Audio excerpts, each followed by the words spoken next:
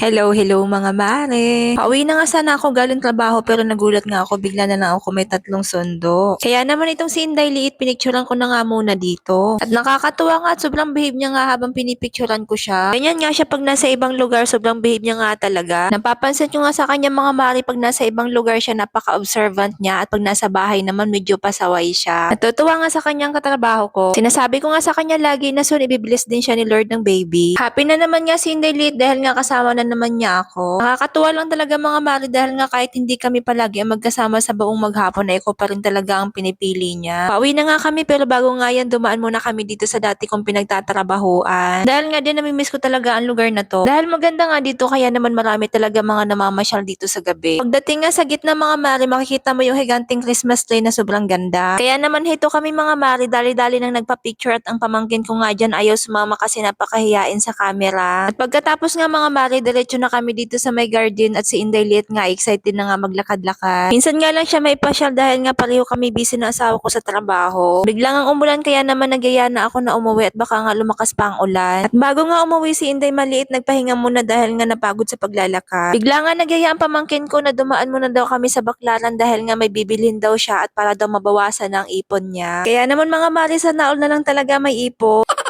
Kaya naman hanggang dito na lang muna mga mare. Salamat sa panonood.